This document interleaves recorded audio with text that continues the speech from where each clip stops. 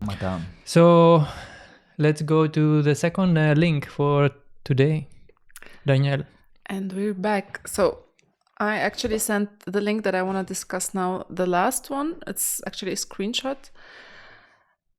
So people are really out there vigorously advocating for free speech, but at the same time saying philosophy is useless. Like everyone should shout their opinion all the time, but under absolutely no circumstances should anyone examine these opinions seriously.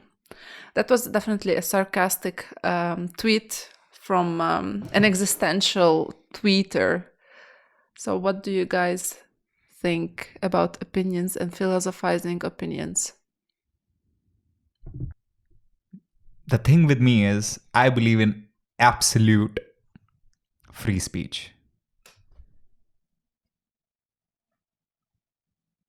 Of course, I get it. Like at one point, it can get hurtful if you are brutally for free speech. Emotionally, it can hurt you. It might, cross some boundaries or whatever. But then, still, free speech is much better than restriction in any way. Because I think this is what Aristotle has said. Like, a good mind is who is able to listen to a thought of different mind and different opinion, think over it, even though they don't accept it, but they should be willing to, think about it, go over it, and then reject it. You should be allowed to think about these thoughts or express these thoughts. You don't have to accept them, but it's fine. I totally killed the way he said it, most likely. But this is what I remember from my vague memory. Yeah, but I mean, I don't really agree 100% as a statement. Yeah. Or as it looks like an observation. Like people are advocating free speech. I don't think that currently they are advocating free speech. They're advocating the speech, the opinions that matches their own. So, and then the people that say philosophy is useless. Yeah, I think this is like, in a way, doing conversation, right? This is how I say philosophy: doing conversation with irrational conversations and arguments. This is what he says. So people don't want to make rational conversation. And that is true in a way, right? People don't like doing this. But yeah, so there's that part of it. From my personal experience, I think that every time I start picking out a certain topic and I start, thinking about it and actually have a very long conversation about something that seems very mundane to other people, people get very annoyed. And I've been many times called like I'm philosophizing everything. Maybe I am, I'm not gonna, I'm not gonna judge that. There's that aspect. So in this tweet, what's happening is that if we take that most of the people, at least in the free world or whatever we want to call it, are advocating freedom of speech, but at the same time they want to restrict how you express it, and you have to be very on point. You can say your opinion that I like this, I don't like that, but nobody wants to listen the arguments for it. Nobody wants to listen the philosophical aspects of it and the rationalization.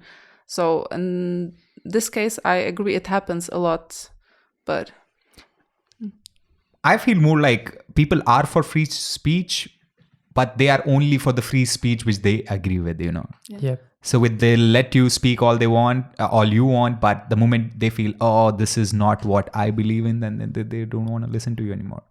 But the whole point is they should be able to listen to that, think over it, and if they still don't like it, reject it. Yeah, I mean, this is like two separate subjects. About the whole conversation about free speech. You can make this conversation in two different ways. One way is like personally in my everyday life, like you said, that you have this kind of problem. Okay, And then it's a conversation that happens online, and then it's a different conversation. For example, I don't think I have any problem about free speech here in Germany and back in my country. I never had an issue about free speech. And even before we started this podcast, you were like, there are like certain topics we should not touch. And no, this is just for marketing perspective. You can actually say anything, but if you want to be like to put YouTube ads, then there will some things will block you, will not let you do it just for monetizing. That is different. This is how they control you, man. You are allowed to do it. You will not go to jail. This is how they control you. But you will not you go. won't be paid if you say this. You won't be done this. You have other options, but you will not get the big money. Oh man, That is a good topic, by the way. Let's move to that. So free speech, I don't think is an issue in my everyday life. your paintings are very much shocking. proves that point. You know, like you are very much for free speech, but some people in other parts of the world, they might have a big problem. Maybe Lebanon, maybe. Do you think he will be able to sell his paintings in Lebanon? Nude paintings, nude women. So I think there will be a niche. The nice thing about Lebanon is there's a niche for everything, and there is everything in that country. But everyone lives in their own bubble. So yes, there would be a niche for those paintings, and the niche that would actually admire and follow the page and check those things. But if you want to look at the mass is not represented. Actually, the mass is the representation of the country. But everything can be done. And the second the type of conversation, that is the online conversation, where there you actually see that you don't have enough. Internet is the way we see what happens in other parts of the world, right? And then you have conversation happening from people from different places of the world, responding, saying things. There is a thing in YouTube, people say same things, and then they find them and they prosecute them because they said something. Or you post something on Instagram. People actually go to jail for this, especially if you say something about the authorities or you check your social media accounts and then they have proof. I think it's being more of a critical thinker about a certain topic, dissect it, go different ways into that topic. People don't like that to be their everyday conversation. So deep thought. Super analyzing things. Maybe something like that. I think we're getting to the point here.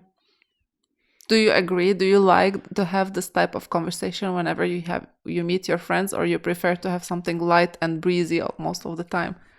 I think I have different kind of friendships with different people. With some people, I'm completely philosophical 24/7. And then it can get annoying to both of us at a certain point. Then because the conversation are too heavy and the relation also becomes too heavy. With some people, I'm just completely chill and a goofball. And then they have a different perspective. But there is too much of segmentation in friendships and relations which I have. So with some people, I'm completely philosophical 24/7.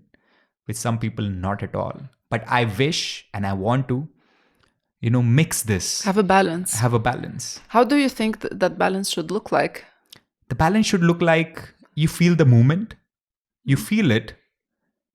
If you want to say something or express something in a more deeper sense, and other person is willing to listen and want to be part of that conversation. If not, you move on to your fucking my ass hurts and this, that, whatever funny shit you want to say, or be can I get coffee? This is what happened on Game of Thrones, whatever, shit you talk about. Get a feel of the room. This is what I've learned. Yeah. I think I like deep conversations, but most people don't like deep conversations. They find it like tiring. So it's most people they like small talk, light sayings, puns. I love like cutting through the small talk as soon as possible. I'm not a fan of small talk at all. It doesn't come naturally to me at all. And I'm like, It's annoying after a while. Like, how many times can you fucking talk about the weather and where that person went on a holiday, say hello, how are you doing? I'm like, cut this fucking crap. Let's get to the fucking point. But, like, it's like initial intimacy, you got to make some kisses before you start, like doing the actual sex. So. no, well, that I won't agree with. I wouldn't compare that to small talk. Yeah, no, I was just being funny here, being a goofball, not trying to be philosophical with that Again, analogy. and I cut it directly with being philosophical. Maybe this is where the balance is actually lost, where So, Yeah.